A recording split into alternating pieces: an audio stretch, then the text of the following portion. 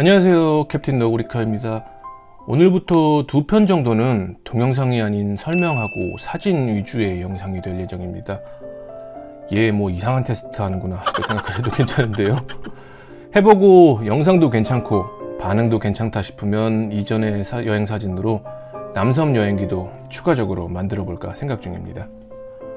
기본적으로 너굴튜브의 방향은 뉴질랜드에 대한 이야기와 정보를 제공하는 것으로 잡고 있는데, 이전 영상에서 몇 번 말씀드린 것처럼 아직까지는 뉴질랜드 전체가 락다운이 되어 있는 상황이다 보니까 어딘가 이동을 할 수가 없는 상태입니다만, 처음에 계획했었던 컨텐츠 중 하나는 뉴질랜드 여행하고 트레킹이었습니다. 그래서 가만히 생각을 해보니까 2018년 연말에 밀포드 트레킹을 다녀온 다음에 여행기 써야지 해놓고 팽개쳐 두고 있던 게 생각이 나더라고요. 밀포드 트랙은 뉴질랜드 남섬의 피어로드랜드 국립공원의 트레킹 코스입니다. 영국 BBC에서 선정한 세계 3대 트레킹 코스나 내셔널 지오그래픽이 선정한 세계 10대 장거리 트레킹 코스에 이름을 올릴 만큼 그 아름다움이 인정을 받고 있는 트레킹 코스고요. 꼭 트레킹이 아니더라도 뉴질랜드에 방문한다면, 그리고 남섬을 방문한다면 가장 먼저 추천받고 또 사랑받는 관광지가 이 피어로드랜드 국립공원의 밀포드 사운드 유람선 관광일 만큼 뉴질랜드에서도 손꼽히기에 아름다운 장소입니다. 개인적인 감상 차이는 있겠지만 저는 뉴질랜드 북섬의 아름다움이 수치로 30에서 40이라면 남섬은 100이라고 할 만큼 시선이 닿는 곳마다 감탄스러웠습니다. 야, 그렇게 아름다운 곳이라면 나도 가고 싶어 하는 분들이 분명 많으실 텐데요. 밀포드 사운드의 크루즈 여행은 상대적으로 쉽습니다. 배 시간만 잘 맞추면 40분에서 1시간 반짜리 유람선을 81불, 원화로 6만원 정도부터 시작합니다. 근데 밀포드 트레킹은 그렇지가 않아요. 자연환경 보호를 위해서 하루에 입장할 수 있는 인원이 90명으로 제한이 되고, 그 시기도 1년 중에서 10월 말에서 4월 말까지로 제한이 됩니다. 이하 말씀드리는 가격은 전부 2020년 5월 기준이고, 환율은 뉴질랜드 달러 1달러를 750원으로 계산해서 말씀드립니다. 53.5km의 거리를 걷는 코스인데 90명 중 40명은 자유여행이고 50명은 가이드의 안내를 받는 여행입니다. 자유여행은 인터넷을 통해서 선착순으로 예약을 합니다. 2020년 10월 27일부터 2021년 4월 30일까지 오픈되는 2020년 21년 시즌의 예약은 오는 6월 9일에 개시될 예정인데, 이게 보통 시작과 함께 순식간에 예약이 완료가 되어버립니다. 시간 한번 비는데 나도 가볼까 정도가 아니고, 자유여행으로 밀포드 트랙을 방문하려면 정말 준비하고 노력을 많이 하셔야 돼요. 2016년에 남섬 갔을 때 퀸스타운의 유스 호스텔에서 만났던 한국에서 오신 어머니하고 따님분은 2년 전부터 준비를 했다고 하더라고요.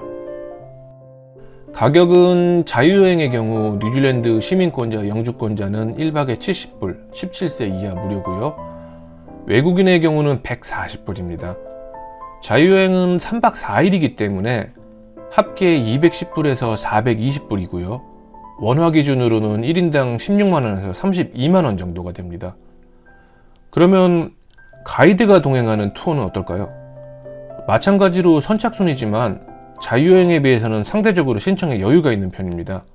왜냐하면 가격이 성인 기준으로 뉴질랜드 달러 2130불, 160만원부터 시작합니다.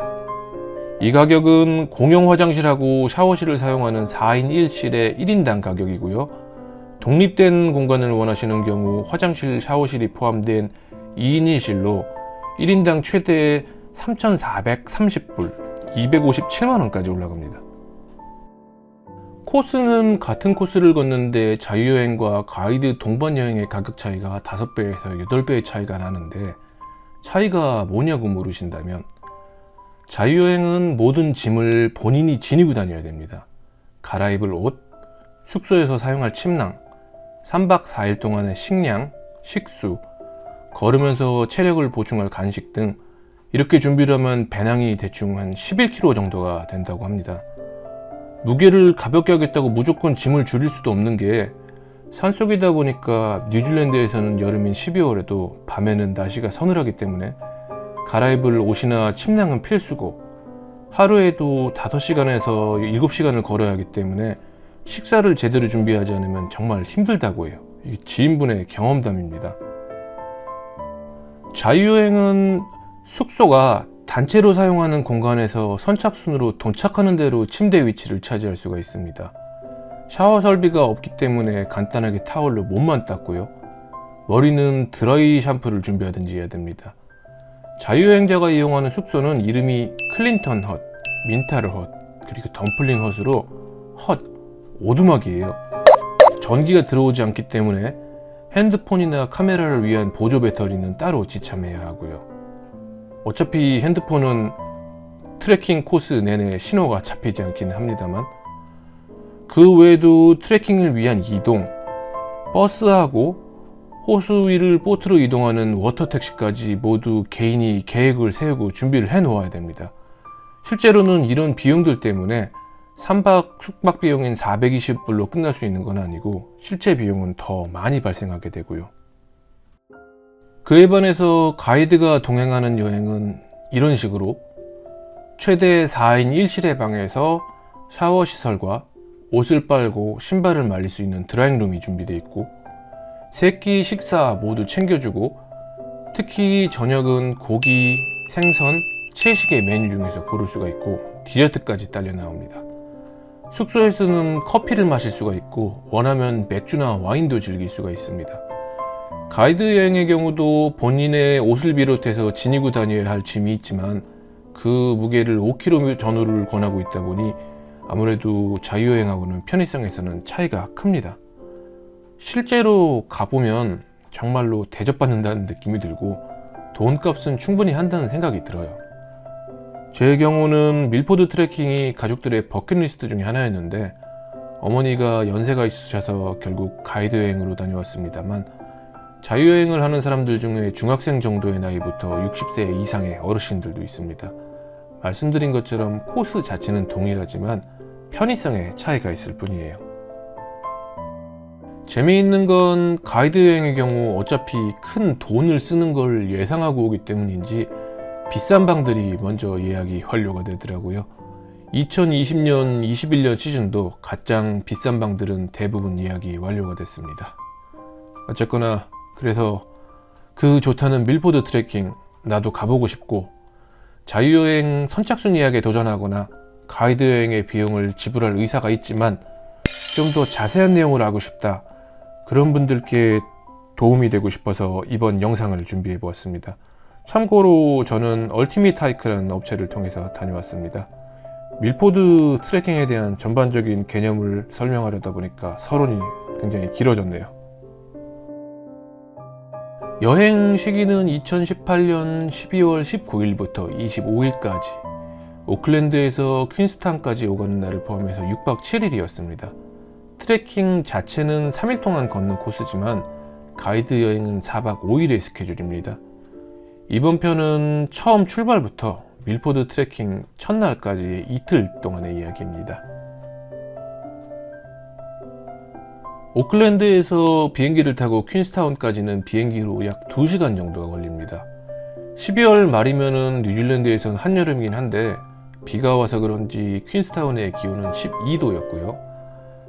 공항에서 퀸스타운 시내까지 택시를 타게 되면은 거리는 그렇게 멀지 않지만 택시에 공항 차지 8불을 탑승자가 내게 돼서 저 같은 경우는 퀸스타운 시내까지 52불 80이 나왔습니다. 퀸스타운이야 워낙 남섬 관광의 중심지다 보니까 다양한 숙소가 있습니다만 저는 유스 호스텔에 묵었고요. 이유는 어차피 잠만 자고 다음날 아침 바로 출발을 해야 되기 때문에 숙소에 크게 구애를 받을 필요가 없었고, 퀸스타운의 레이크프론트 유스 호스텔은 설비가 깔끔하고 좋은 편이고요. 시내에서 멀지 않아서 출발지까지 이동하기도 좋은 편이었습니다. 유스 호스텔에 머무실 거라면은 짐 보관을 위해서 자물쇠는 지참을 하시는 게 좋습니다. 출발일 전날 오후 4시 45분에 얼티밋 하이크에서 간략한 브리핑을 해주게 됩니다. 4박 5일 동안 사용할 침대 커버를 빌려주고요. 필요한 경우 배낭과 우비도 빌려줍니다. 등산용 가방은 크기도 크기지만 장시간 걷기 때문에 가슴하고 허리에 고정 벨트가 필수라고 할 수 있습니다. 가지고 있는 등산 가방이 고정 벨트가 없는 경우에는 배낭을 무료로 빌릴 수가 있고요. 개인적으로는 등산용 스틱을 한 쌍, 최소한 하나는 준비하는 걸 추천드리고 싶어요. 등산 2일차에 맥키넌 파스를 넘는 일정이 15km 정도 되는데 계속 오르막이었다가 내리막이 쭉 이어지기 때문에 등산용 스틱이 있으면 훨씬 수월합니다. 현지에서 사려면 비싸기 때문에 한국에서 트레킹 계획하시는 분들은 사가지고 오시고요. 제가 퀸스타운에 머문 12월 19일은 날이 흐렸던 데다가 이미 몇 번 퀸스타운을 방문했던 적이 있기 때문에 퀸스타운 관광은 염두에 두지 않았습니다만, 처음 방문하시는 분이라면 케이블카를 타고 올라가서 퀸스타운의 전경을 즐기시던가 항상 사람이 버글버글한 퍼그버거를 시도해 보시는 것도 추천드립니다. 호숫가의 공원도 잘 꾸며져 있어서 걸어 다니기도 좋고요. 술을 좋아하시는 분이라면 더 와이너리라는 곳을 저는 추천드립니다. 다른 곳에서는 쉽게 보기 힘든 뉴질랜드 위스키들을 유료로 시음하고 구매도 할 수 있는 곳이에요. 12월 20일 기상했을 때 오전 7시의 기온은 9도였습니다. 버스를 타고 테아나우까지 이동하는데 2시간 반 정도가 걸리고요. 점심을 간략하게 먹고 다시 버스로 테아나우 다운스까지 45분 정도를 이동을 해서 보트에 옮겨 타게 됩니다.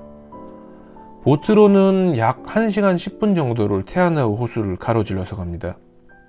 현재는 보트로 다니지만 옛날에는 호수를 카약을 타고 건넜다고 해요. 덧붙여서 테아나우 호수는 뉴질랜드에서 면적으로는 두 번째로 큰 호수이고 344제곱킬로미터입니다. 도착을 하면 첫 번째 묵을 숙소인 글레이드하우스까지 20분 정도를 걷습니다. 자유여행을 하시는 경우라면 클린턴 헛까지 1시간 반 정도를 걸으셔야 하고요. 숙소 도착은 2시 반 정도였고 숙소 시설은 실용적으로 깔끔했습니다. 몇몇 건물이 분리되어 있고 각각의 방은 최대 4인 1실의 구조입니다. 화장실, 샤워실도 깨끗하고 식당 겸 미팅룸의 공간이 널찍하고 네스프레소 커피 머신까지 구비되어 있습니다. 드라잉룸이 있기 때문에 갈아입을 옷에 빨래를 하면 잘 마르는 편인데 세탁기가 따로 있거나 한 건 아니기 때문에 손빨래를 해야 되고요. 물이 굉장히 차가운 편입니다. 숙소에 도착해서 짐을 풀면 1시간 반 정도의 옵셔널 워크가 있습니다. 글레이드하우스 근처에 멋진 경치를 즐길 수가 있고요. 부시워크를 하면서 지난 영상에서 말씀드렸던 웩하나 로빈을 직접 마주할 수 있었습니다. 저녁은 오후 6시부터 시작을 합니다.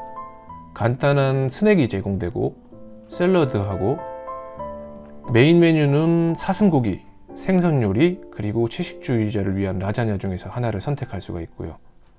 저녁 후식으로는 아이스크림과 애플파이가 제공이 됩니다. 제가 음식 사진까지 하나하나 올리는 이유는 내가 이렇게 잘 먹고 다녔다 하는 이야기를 하려는 게 아니고요. 제 영상을 보고 가이드 여행을 고려하시는 분들께 이런 것들이 제공이 됩니다 하는 내용을 자세하게 말씀드리고 싶어서예요. 식사가 끝난 후에는 각자 자기소개를 하면서 향후 4일 동안 동고동락할 사람들과 인사를 나누게 됩니다. 제가 갔을 때는 미국, 호주, 영국, 한국에서 오신 분들, 그리고 일본의 단체 관광객들이 함께 했고요. 뉴질랜드에서 참가했던 사람들은 저희 가족이 유일했네요. 전기는 밤 10시에 꺼지고 안전을 위해서 켜놓은 일부 등을 제외하고는 모든 불이 꺼지기 때문에 산속의 글레이드 하우스는 정막이 감도는 공간이 됩니다. 밀포드 트레킹의 첫날 밤은 이렇게 저물었고요. 다음 편에서 더 많은 경치 사진으로 뵙겠습니다. 안녕.